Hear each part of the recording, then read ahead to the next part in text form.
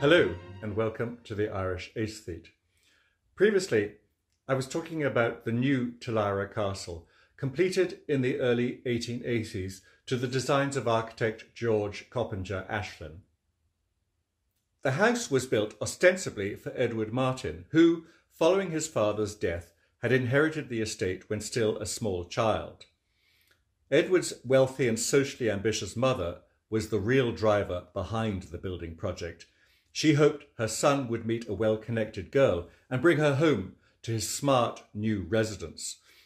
Unfortunately, Mrs. Martyn's plan met two obstacles, the first being that Edward would insist on remaining a bachelor his entire life.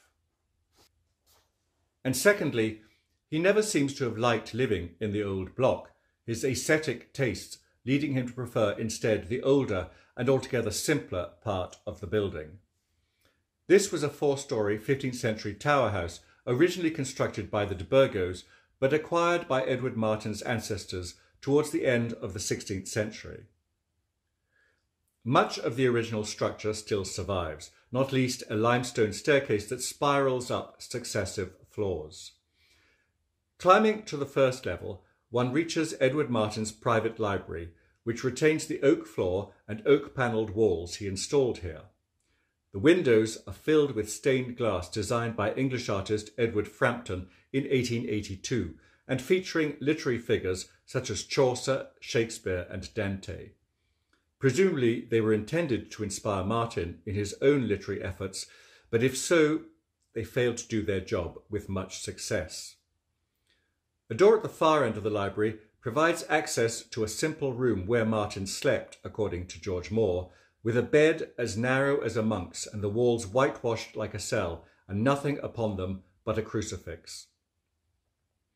Emphasising his religiosity, the floor above the study was given over to a private chapel, its oak fittings, including the benches and altar, apparently designed for Edward Martyn by Irish architect William A. Scott. An opening high up in the wall allowed him to follow services without being seen. On the third floor, the ceiling rises up to a pitched roof. I should explain that the previous owners, a charming Dutch couple, extensively restored both the old and new parts of Tulira Castle when they acquired the property in the mid-1990s. It was they who, having found the place in a state of semi-dereliction, turned this room into a banqueting hall. They also sought to acquire any items associated with the building when these came on the market.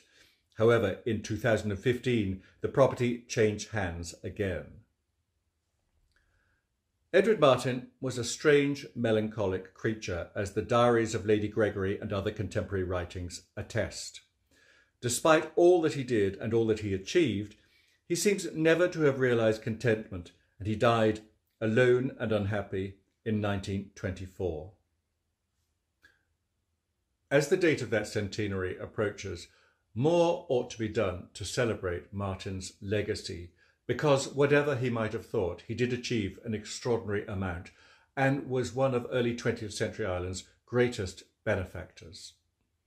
Thank you so much for watching the Irish Aesthete. I look forward to seeing you again here soon. Meanwhile, stay safe everybody. Goodbye.